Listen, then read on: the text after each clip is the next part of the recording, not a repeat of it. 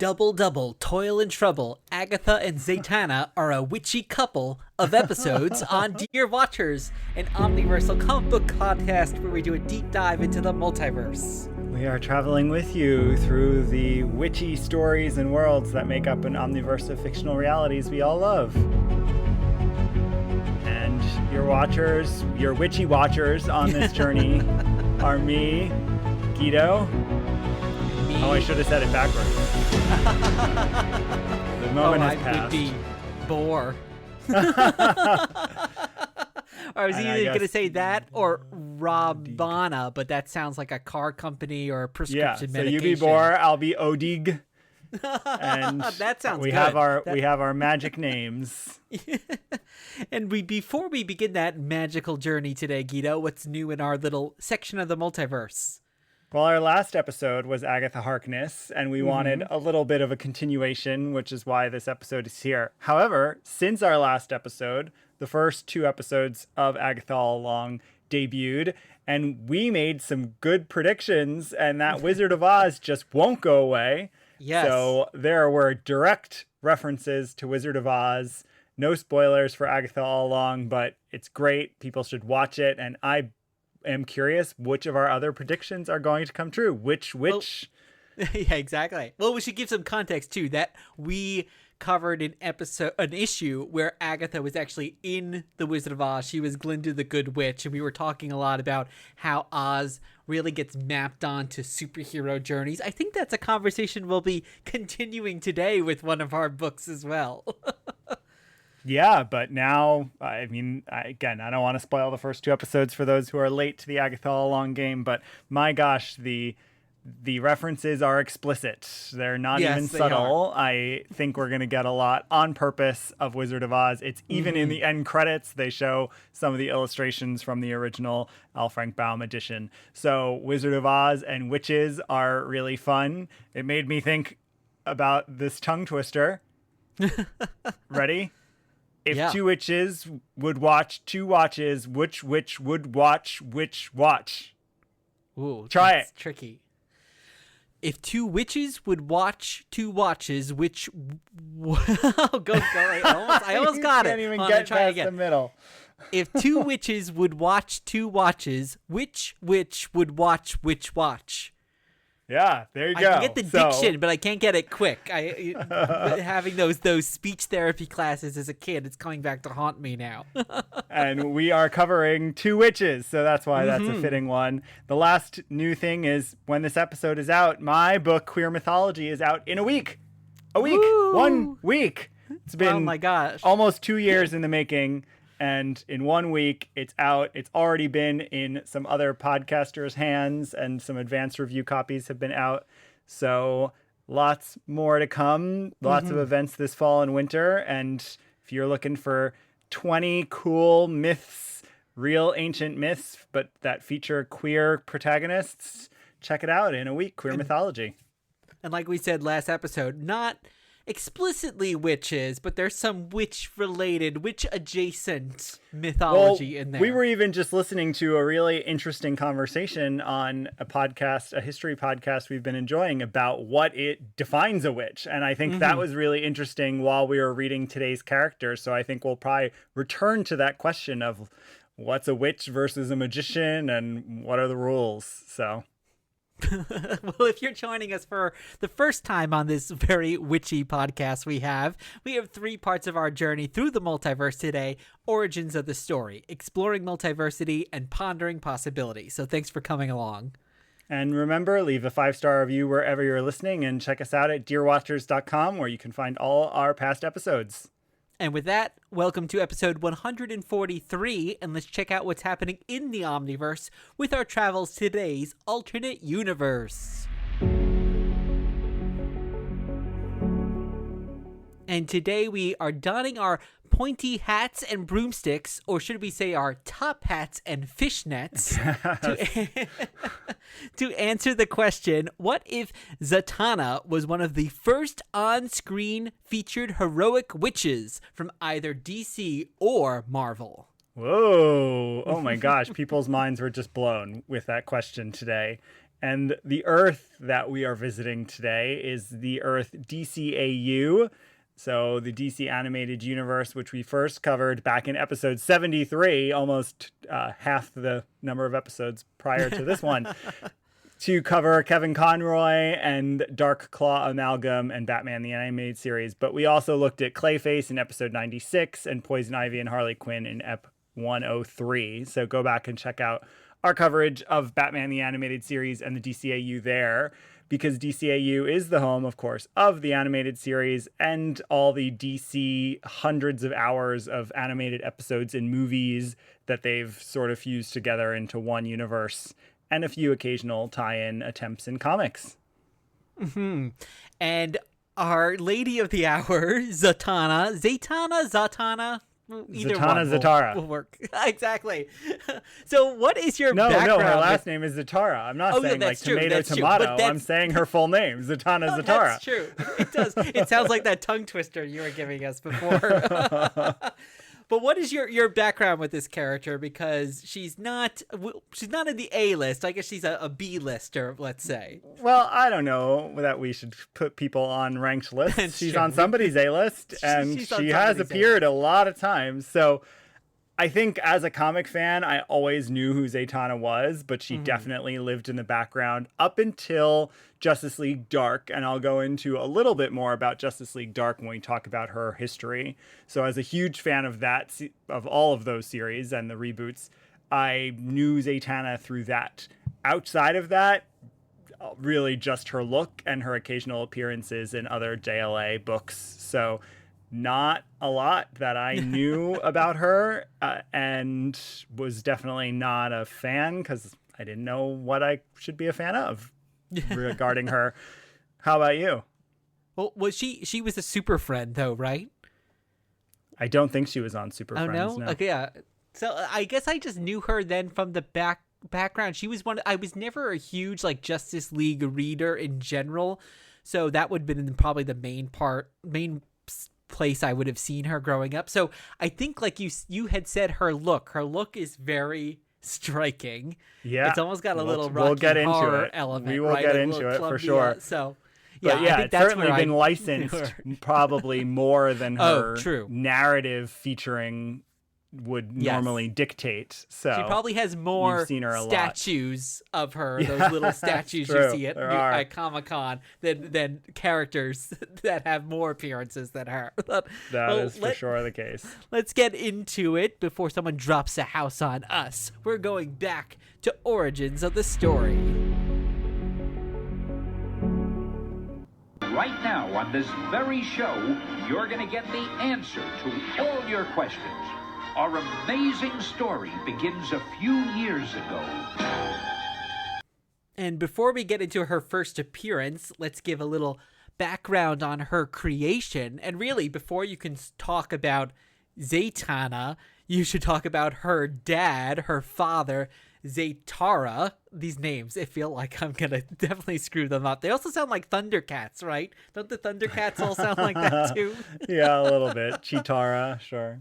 Exactly. Well, Zatara first appeared, and I don't know if you've ever heard of this book, Guido. It's called Action Comics #1 in 1938. Yeah, go to your local comic store, see if you can get a copy. Yes.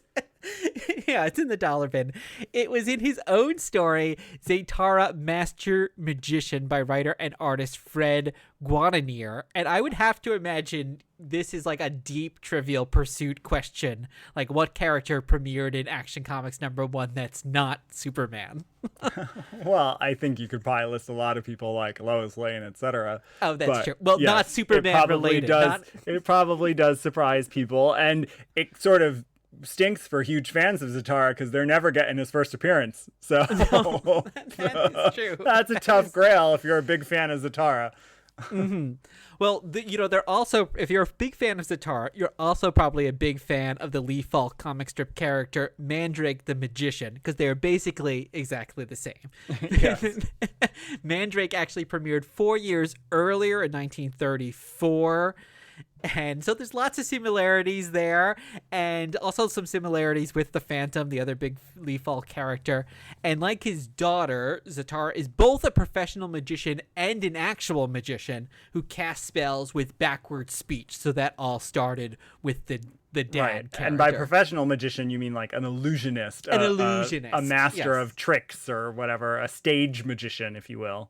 Exactly. And I actually couldn't really find much of her background on why she was created, but I did see her first several crossover issues, all edited by the legendary Julie Schwartz, and they all focus on her searching for her father. So that's how she was introduced. Yeah, it's a big part of her story. She debuts in Hackman #4, which we're going to talk about in just a moment, then quickly shows up in a good number of places, a handful in the 60s, and then a whole lot in the 70s and beyond. Adventure comics, a few specials bringing together the Magic characters, Justice League of America, in the 80s, World's Finest. She surprisingly becomes a staple in this era. She then shows up in Swamp Thing, and finally, post-Crisis on Infinite Earths, she gets a solo title, which we will also cover in a moment, followed by some appearances in Books of Magic, a limited series in 1993, her first eponymous multi-issue series. One shot in 2003. She's featured, of course, in the 2000s in Identity Crisis and the JLA reboot at the time. She's part of Grant Morrison's Seven Soldiers. Her first ongoing solo title ever is in 2010, last 16 issues, and it's created by Paul Dini, whose name you're going to hear again this episode. So lots of overlapping connections. I think there's a few people who bring Zatanna's legacy forward because she only has a few major narrative plots going on. She then is a huge part of Justice League Dark in both the New 52 and the Rebirth era of that team.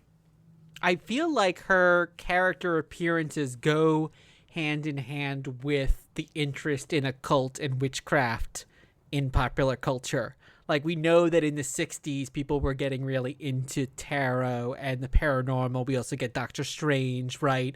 So she first appears then like comes back in the 90s. I'm thinking The Craft and like Wiccan and the revival of that. And now her being a popular character with kind of the return of witchcraft as something to celebrate. So maybe she rides that wave in popularity.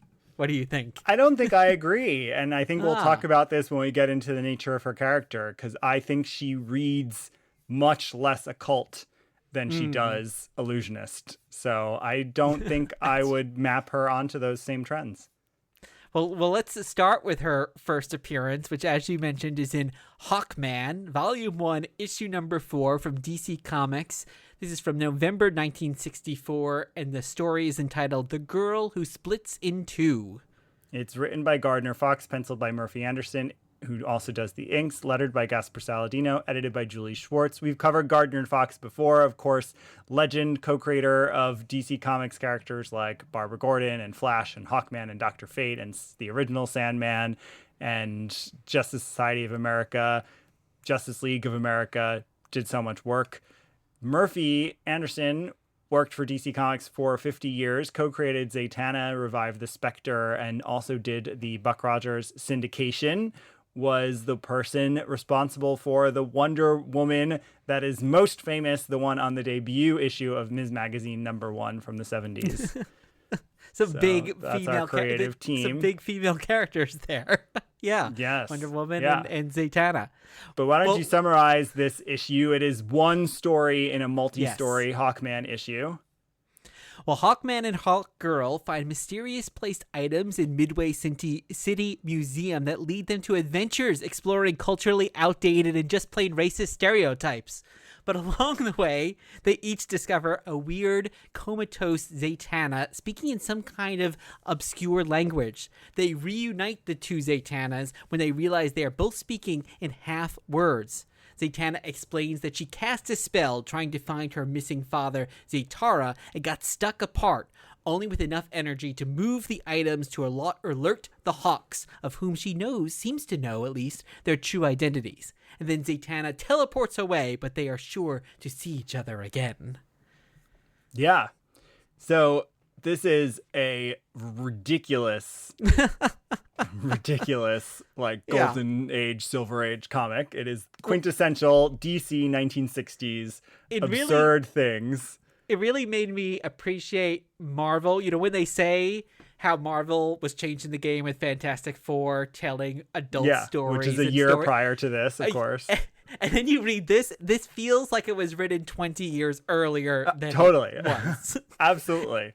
You almost wonder if like it was possibly sitting in a filing cabinet for 20 years, because it's just ridiculous. It's so pulpy in the way, and what I mean by that is like the golden age of pulps, where like everything is a Deus ex machina, everything is super convenient, there's no explanation needed. You really were amused by Hawkman's Absorbicon, which gives him all knowledge of the world. It's just this little thing that he can put on his head to know absolutely anything and everything. And they also have like a spaceship. I mean, I don't know the Hawks mythology too well, but they also have a whole They are spaceship aliens, so it makes sense. Well, aren't they like? Well, we won't. It's not a Hawkman episode. Doesn't matter. I thought they're like. Anyway, yes, they have lots of amazing technology to help them on this. So it really does focus on them, not on Zatanna. Yeah. Well, focusing on Zatanna, what I think two things are great about this debut. One is what we have been skirting around and have to talk about: her design. Yes. Her design is so good. The other. I'll hold the other. Let's talk about her design. Yeah. Well, so her you design and I before. Go ahead. Feels so modern, or modern of the time, I should say, versus the rest of the issue. Like the rest of the issue. I don't even know that it feels modern in 1964. I think it's so good, it's timeless. I think it's one. There is a reason Zatanna, other than the 70s, 80s costume, which we'll get into in our next issue. Yes. This look of Zatanna's, her stage look, is 100% consistent the entire life of this character. So for 60 years next month. Oh my gosh, we're coming upon her anniversary. 60 years next month, Zatanna has looked exactly the same. And there's a reason for that. It's that it's awesome. You and I, before we were recording, were discussing, like, we don't know if Murphy Anderson or Gardner Fox, assuming they collaborated on the design, were inspired by any like real life stage magician women or even stage magician assistants who had this look, or if they were inspired by like Las Vegas showgirls or Ziegfeld Follies sort of looks. I have no idea, but it's so good. I think people who don't read comics would know who she is, and as we were saying, they would know nothing about her story, but that look is so great. Yeah. Well, you know, there's a mix of the genders in there too, because she's got, of course, like the very leggy fishnets, the high heels, but also the top hat and the tuxedo top, almost like a Marlene Dietrich kind of thing too. It is definitely a little bit there's of that. Something about that. There's like this chanteuse, and it's like, oh, you see the male and the female in there as well, so there's something very intriguing. Maybe that's what we're both getting at, it being timeless and ahead of its time, and like of the 60s as well, because it also has this kind of forward thinking mentality on how they're presenting gender there. Yeah. So I think the design is great.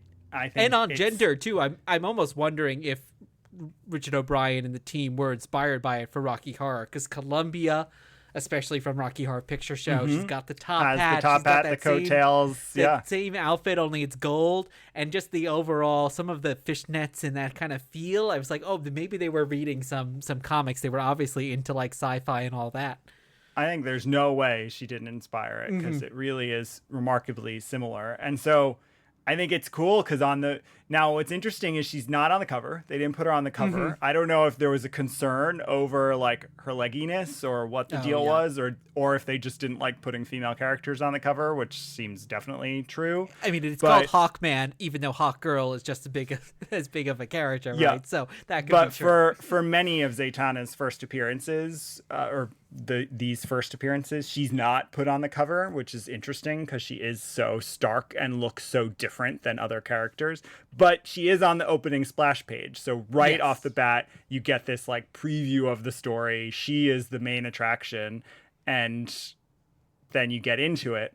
Now, the story of her, I actually like a lot. I thought it's ridiculous that she split herself up just because she was in a rush to try to find her father. Like, that narrative piece is ridiculous. But the split in half thing where she's saying only half the words in each version, like, I thought that was so clever, especially considering she's a character now known for speaking backwards. Yes. It was cool to like find a different way to play with even like literally the speech bubbles on the page. You'd have to like flip back and forth if you wanted to piece it together. They do it for you at one point, like they write it out. Hackman writes it out. But I thought it was just really clever. So it was a fun way to introduce this character. Do you agree? Yeah, I agree. I like that part. It feels like it plays with some of these same ideas that we see in Doctor Strange with like the astral plane and what happens if you get stuck in the astral plane, and can your mind be separated from your body, all those those tropes that we see in other similar occult mystical stories. So I did really like that part, and they keep her mysterious there, in that she does disappear at the end, and it is kind of really feels like this backdoor pilot of like introducing this character in through this other story rather than kind of focusing entirely on her. It's also so funny to think that the people reading this would know who Zatanna is. Like, granted, they did some sort of digesty reprints in this era. We're talking about a character that was 30 years earlier in Golden Age comics and did not catch on, right? Zatanna was not Superman. Zatanna did not have his own title. So it's pretty interesting and not surprising, of course. Gardner Fox is credited with creating a lot of the DC mythology we know and love, including Crises. But it's interesting that he decided to take this character from decades earlier and then introduce his daughter in this way. And there is an editor's note referring to the fact that Zatanna had previously debuted. But again, it's 1964. You're not going to be able to go out and find that in a trade paperback or anything like that. So it's an interesting choice to have her embedded in the mythos right off the bat. Yeah, and that they were even taking things like the backward speaking and things like that, that again, no one, as you're saying, what would necessarily know that's even something coming from the father character, but that they were having it there. In that way, it also feels kind of forward thinking in the way that we now see, oh, we're going to kind of make a female version of maybe a previously male character to get increased diversity in comics. I don't know if that was at all She-Hulk, Miss Marvel, all these characters were that. Yeah, and this is an earlier version of that, basically, but again, with a lot of distance between the two. So let's jump ahead in time. Now, as I mentioned, she joins the Justice League of America. She shows up in a good number of books, particularly in the late 70s into the early 80s. But she does not get her own book until 87, just post-Crisis. And this was originally a 4-issue miniseries. They wrote 3 of the issues, and then it was decided to scrap that idea and make it a one-shot special. So what we read is an oversized special that was sort of a cobbled together version of what was going to be a miniseries. And cobbled together it is. This is Zatanna Special number 1 from DC Comics from May 1987, and the story is called Summoning. Yes, and this is written by Gerry Conway, creator of Miss Marvel. Penciled by Gray Morrow, who did the inks and colors, lettered by Ben Oda, Carrie Spiegel, and John Costanza, and edited by Barbara Kizel and Alan Gold. Gerry Conway, not only Miss Marvel, but co-created Punisher, Firestorm, Power Girl, Jason Todd, Killer Croc, was responsible for the death of Gwen Stacy, and with Gray Morrow, the artist here, co-created Man-Thing. Gray Morrow worked on tons of horror comics and magazines for Warren, DC, and Archie. His style I'd call the Bronze Age horror style. His only Marvel superhero story was actually a Falcon feature and a Captain America. He really did not do too much for Marvel or in the way of superheroes. So before we dive in to what we thought of the issue, why don't you tell us what happens in the issue? Yes, so Zatanna and her manager slash friend slash would-be lover, Jeff Sloan, are seeing odd images of Zatanna's late mother, Cindella. To discover what is happening, Z and Jeff embark on a journey back to her ancestral homeland of the Homo Magi, along the way entering a giant mystical space snake and encountering inhumanoid-like monsters. Zatanna saves the Homo Magi from a sickly spell and finds the stereotypical old man on a mountain that tells her she is the chosen one, etc., etc. In the climactic battle, Zatanna battles Allura, mistress of the dark elements, and just when all hope is lost, Cindella appears to her and lets her know that the biggest fear to overcome is her own self-doubt, the inner saboteur, as RuPaul would say. And Zatanna defeats Allura and reunites with Jeff, telling him that it was his friendship that gave her the strength to keep on fighting. Yeah. So, all right. Where to... Well, start with that outfit, I guess, because you mentioned the amazing outfit that she premieres in that we all know with the top hat and the fishnets, and now she's got a little bit of a different outfit here. Yeah, I think that the outfit that she's rebooted in, which is in Justice League of America, I don't know why. I guess they wanted her to look more super heroic. It's not any less revealing. It's not like there was a sense of like, oh, let's not have a character in fishnets fighting crime. Although they already had that with Black Canary. So maybe they were trying to separate her from Black Canary by putting her in this just like ridiculous blue and white leotard with a cape. It starts to really push her into the realm of like fantasy character, which maybe was the intent at the time because fantasy was having a moment in the late 70s and especially in the early to mid 80s. But it's really so ugly and nondescript. Like you just constantly want her to go back to the other outfit anytime she's in this outfit. So it reminds me of another Gardner Fox character, the Sandman, the Wesley Dodd character. One of the best outfits of any superhero character of all time. The gas mask, the suit, the hat.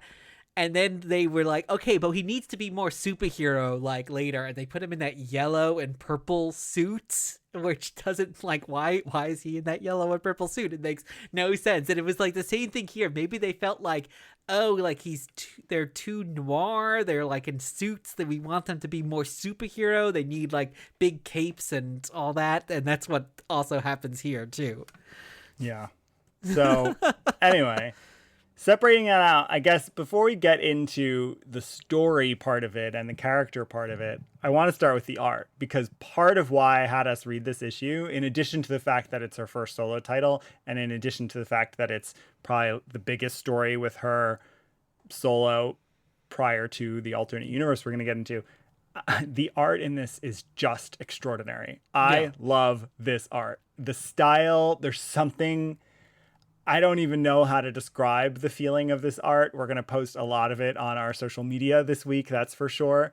But if anyone's read like 80s era Swamp Chamber Thing, Secrets late and 70s all those things, horror zines, like you know what this looks, but then when you put the coloring on top of it, because sometimes that art is black and white, especially in the magazines, it's just, there's something...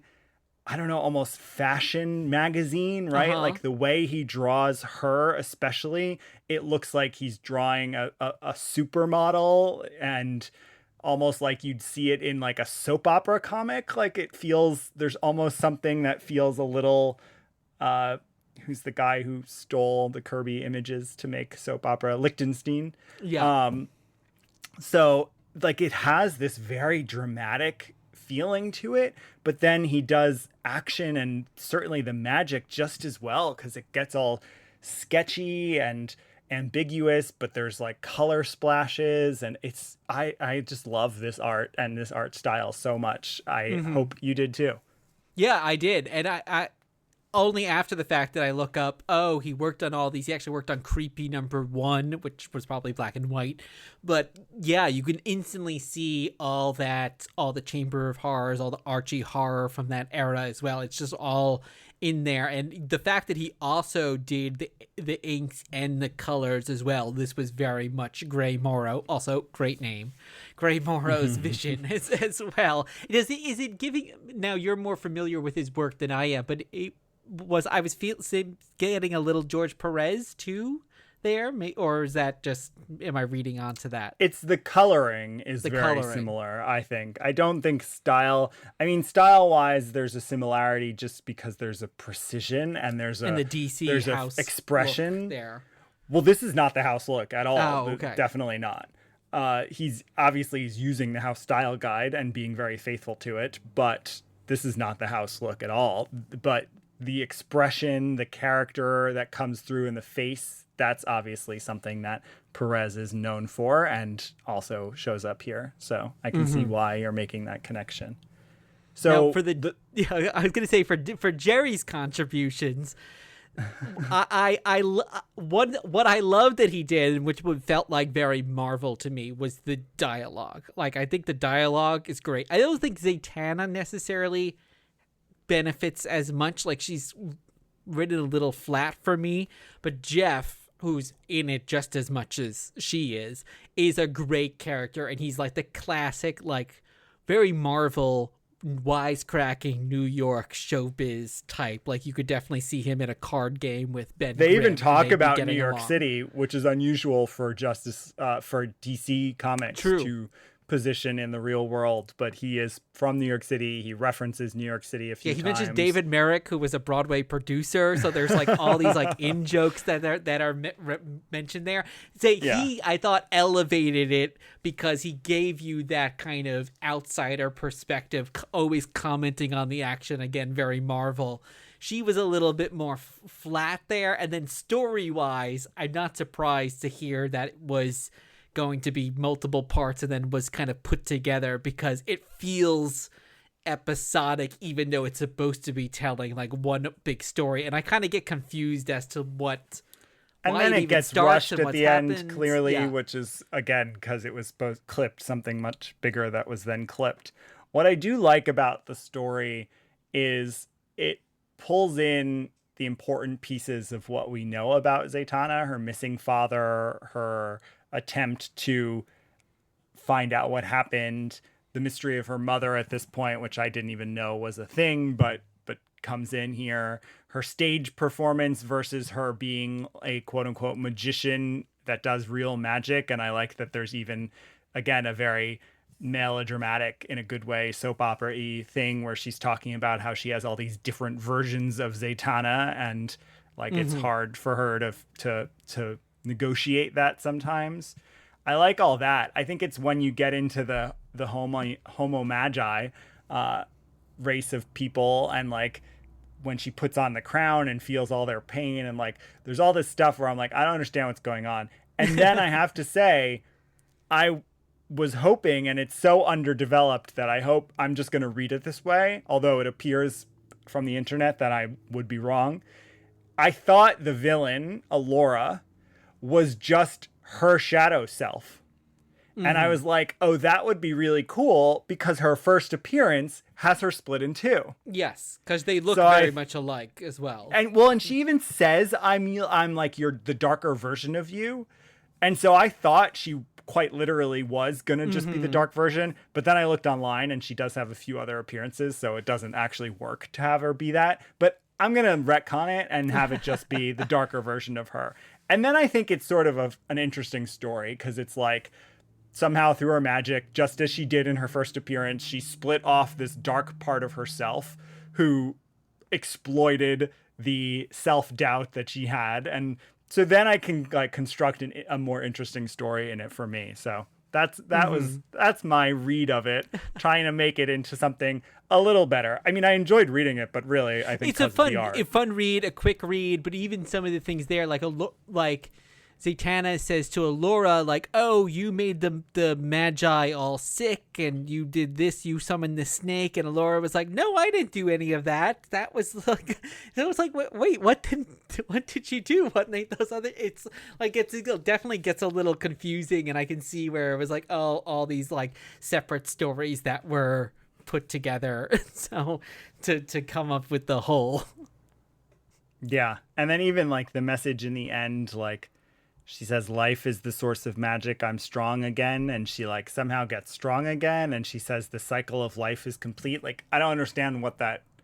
Yeah, I think there's a whole chunk missing from this story. Like, I didn't understand. It's almost a very Witch's Road-esque story, right? There's this idea that she has to go on this journey in order to somehow like reclaim power. But it's not set up that she has like lost power or anything. So I don't really understand what was supposed to be going on here. And also I think like the same connection that you see actually with Wanda and WandaVision, and I think in so many other stories where it's like, oh, she's magic and she's human. It's really it's really the connection to humanity that's what makes her strong. It's not the magic. I feel like that's a story and motto that we've heard over and over again. It's like, no, it's not because you have powers, it's actually because you're human. It's kind of a Superman thing too, right? That's like, yeah, it's a very superhero narrative. Yeah. For sure. So, but that's kind of what it comes down to. But as you said, I don't really know why she doesn't have the power to begin with. But yeah, it is a fun little read. But before we move away, there are explicit Wizard of Oz references. Oh yes, which is so interesting to see yet another. I mean, we talked last episode about why the MCU in particular seems to be using Wizard of Oz for part of Wanda, Agatha, and Elsa Bloodstone perhaps stories. But here, it coming in here just makes me think like, is Wizard of Oz going to eternally be associated with witches? Like anytime you tell a witch story, like does someone feel the need to reference the Wizard of Oz? Yeah, not just witches also, although I definitely agree there, but also like anytime that you're taken completely out of your element. I mean, one of the lines is like, we're not in Kansas anymore. Like, and that's like probably the most famous line of Wizard of Oz, because so yeah, I guess the fact that this is magic and on a journey, like it sort of demands a reference to Wizard of Oz. And I even saw just in this great movie magazine that you and I love, Movie Jaw, where they were saying, oh, Wizard of Oz as a heist story, because they're all then out to get like the witch's broom and to go back home and whatnot. And yeah, you can see then like all those elements, and you can see some of this in the Agatha TV show too, where like there's all these elements of like, we need to bring the gang together and everyone's going to have different specialties. And even here, like, oh, like, you know, always in the heist story, even Lord of the Rings or something like that, there's all these like episodic hurdles that you have to overcome. Yeah, and we're going to encounter different things, and each encounter is going to tell us something about ourselves. So I guess there is just something so archetypal in that story that is why we see the references constantly. And before we move on, actually, this will be a better thing for our next segment. So I'm going to hold my question and I'm ready to go. Okay, so let's start exploring some multiversity.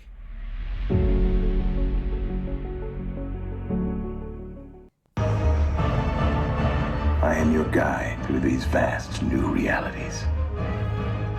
Follow me and ponder the question, what if? This is Batman the Animated Series, Season 1, Episode 54, from February 2nd, 1993. It's entitled Zatanna, and our question this week is one if Zatanna was one of the first on-screen featured heroic witches from either DC or Marvel. I'll explain that in just a moment, but this episode is written by Paul Dini. Whoa, look at that. Paul Dini loved this character enough that 20 years later, he'd go write her solo series. And of course, co-creator of Harley Quinn. Directed by Dan Reba and Dick Sebast, it features Julie Brown as Zatanna. That is correct. The Julie Brown from Earth Girls Are Easy, and everyone in the 80s knew who she was, and I don't even know why.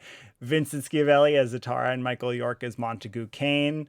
And so in terms of our question, what I was surprised by when I was looking at piecing this episode together is that really there's only one exception to the question of a heroic Marvel or DC witch depicted on screen. That exception is in 1966, Scarlet Witch is in the Marvel Superheroes Captain America TV show. She is absolutely not featured. There is no way. She does speak, though. She's not a non-speaking cameo, because outside of that, she has a non-speaking cameo in the Spider-Man the Animated Series, and that's it.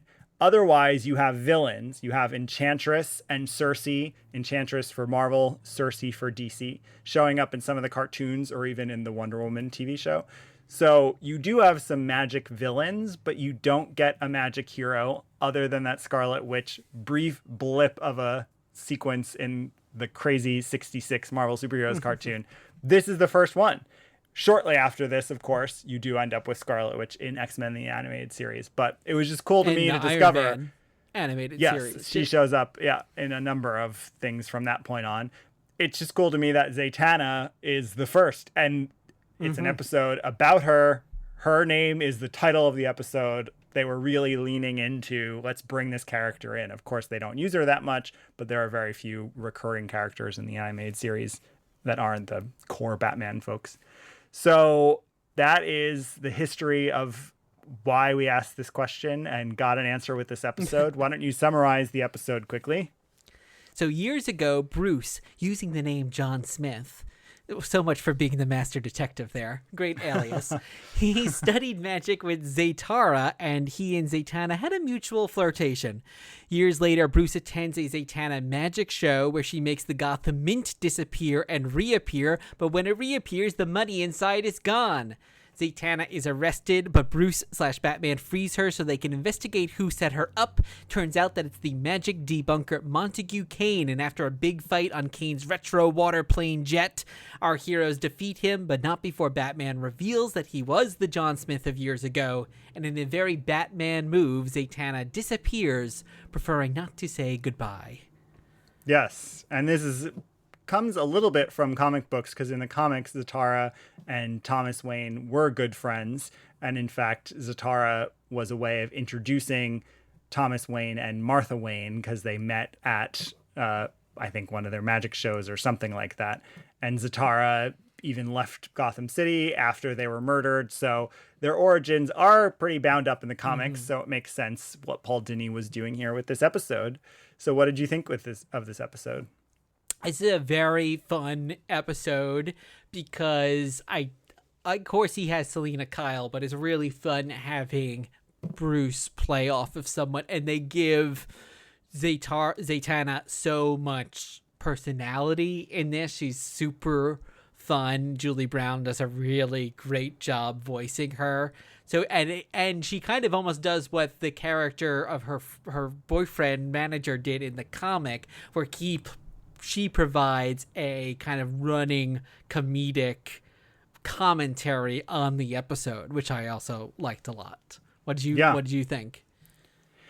Yeah, I think it's fun. I think here's the thing that keeps it back for me, and this is going to get at the bigger question I want to ask, going back to what I said in the intro, which is there's very little magic here. They're really letting us, actually, she could just be an illusionist.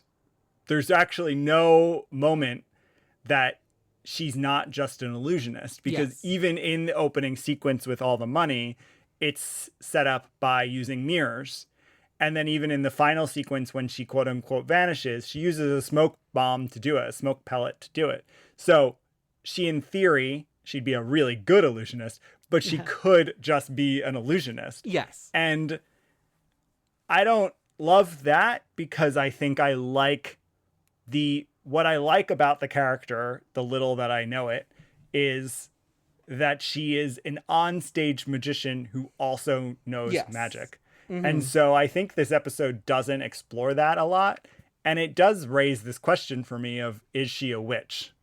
And were they trying to not have her be a witch, right? Like, if we just consider a witch to be someone who uses magic of the supernatural type, then did they not want her to be a witch in here? And why not have her be a witch? Why have her just be an onstage magician? And it's interesting because the 80s comic we read, clearly they were really leaning into the sorceress aspect of this, yes. the high fantasy magic. She can go to these other realms. She can commune with serpents. She has all of this magical power.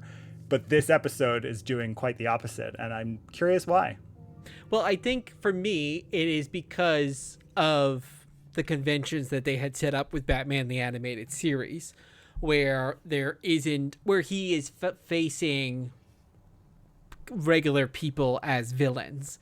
So there aren't people with powers. I mean, the only one really is Clayface, and you can put that to science. So there's not magic there, and he's not fighting super-powered characters. So I think, and of course the aesthetic, even this big kind of water plane, obviously everything has that retro feel that we all know from Batman the Animated Series. So I think they really wanted to keep it grounded in reality. Yeah, and she's just a stage illusionist. She doesn't have powers because no one else in the Batman world, maybe later on in the DC animated universe, of course, but right now, especially this first season, they wanted to keep it very much our world. Yeah. And again, it doesn't make me dislike this episode, but I think it stops me from loving it because I would have loved exploring that a little bit. I didn't remember it. So when she makes the mint disappear, I was thinking, oh, like she was doing these other tricks, which are easier to do, pulling flowers out and making doves, blah, blah, blah. And then she makes the mint disappear. And I thought, oh, she was doing these other tricks and then she's got power. And it's going to be like the big surprise. She does the big trick. And then they reveal, oh, no, it wasn't actual magic. That was illusions as well. So I was actually surprised to see, oh, they went in that. But as the episode went on, it was like, oh, okay, it makes sense. Also, like when she gets arrested for that, like she would just be able to teleport out and do anything. So I think they wanted to make sure, oh, she needs to actually be able to need to solve who did this. Otherwise it would be very easy. She could probably just go out and use her powers to find that person. Yeah. So yeah, I don't think there's really ever a disappointing episode of this show, but this is definitely one that, as you said, has the right balance of humor and action and fun character moments. And yeah, so I enjoyed it as the first major featured depiction of a Marvel or DC heroic witch. Yeah.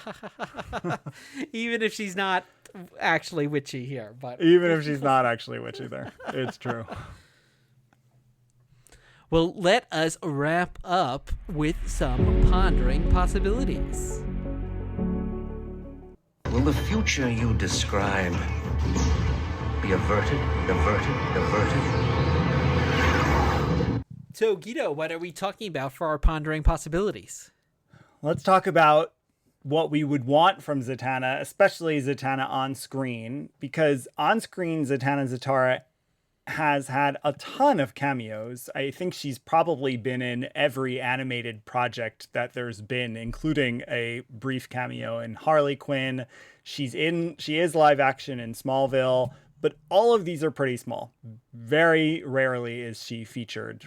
And then movies. There have been a few in development, more than a lot of characters, which is interesting.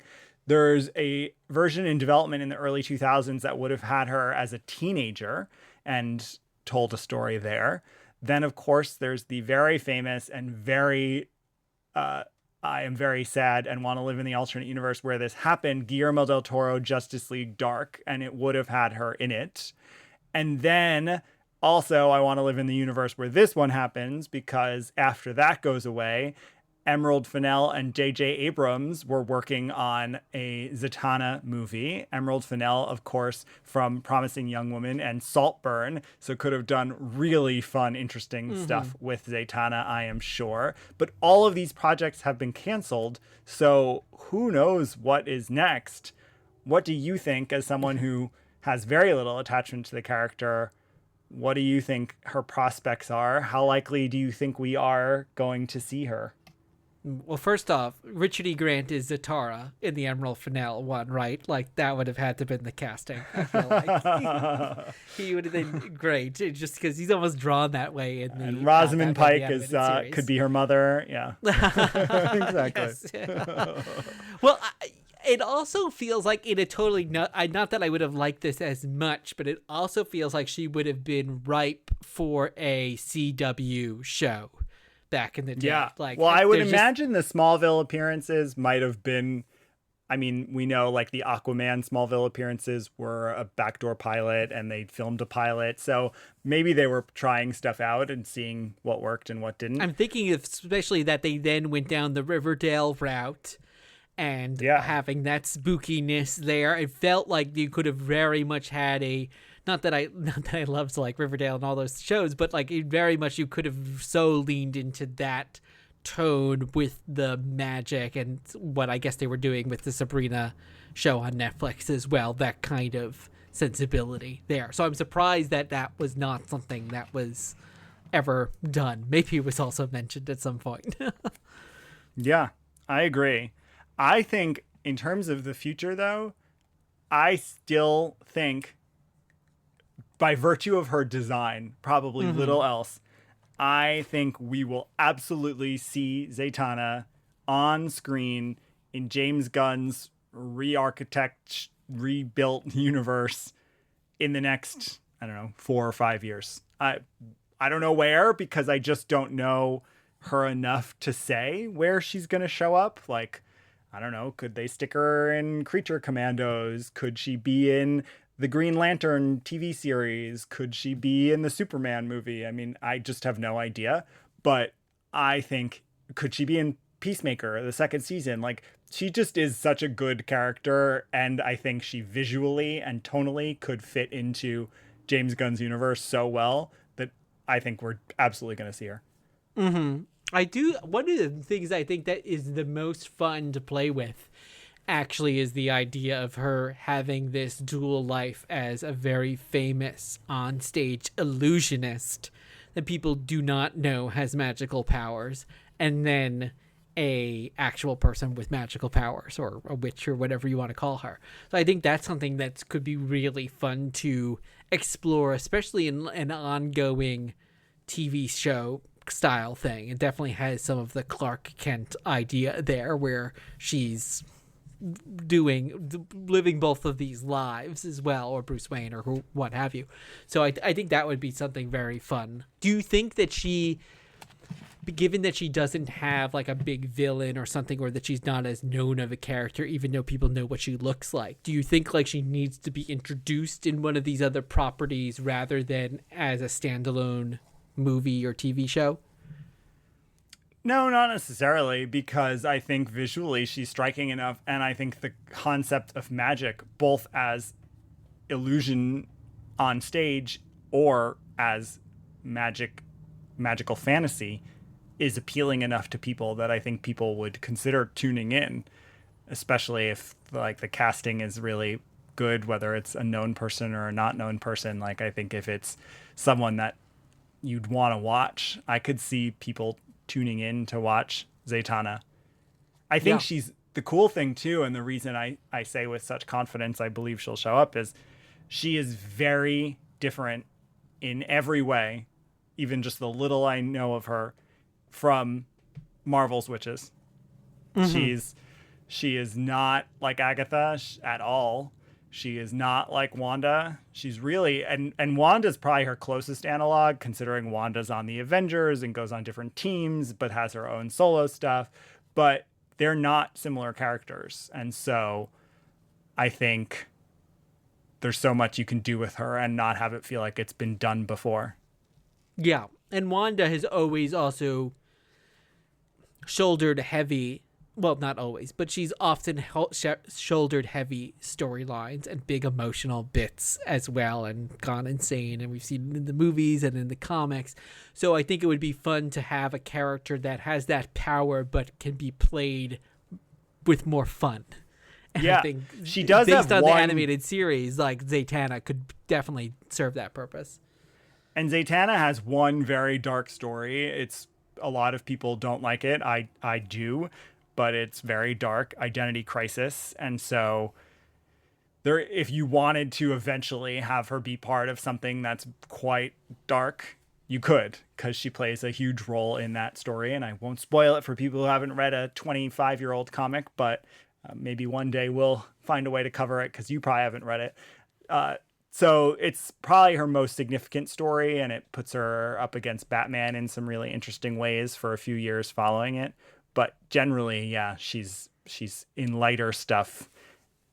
So I think there's so much potential. I think Justice League Dark is probably going to be the vehicle that gets her back. I don't see how they're not reviving Justice League Dark. I don't see why James Gunn doesn't just get Guillermo to come back and do a little slightly different version that fits in his world. But whatever happens, I have a lot of confidence in it, and I think that's probably the way we'll see her. And I can't wait, because those are some great comics, Justice League Dark. Plus, we get Detective Chimp. Well, we were right about a lot of our Agatha predictions, so let's hope that we're right about, or you're right about, Justice League Dark. I'm a witch. Soon. That's true. I'm a witch.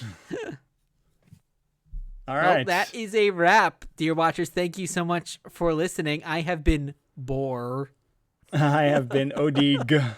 And our reading list is in the show notes. Please follow us on all social media. We'll post some of that incredible art at Dear Watchers. And leave us a 5-star review wherever you listen to podcasts, or we will curse you and cast a spell on you. And we will be back soon with another trip through the multiverse. In the words of Uatu, keep pondering the possibilities.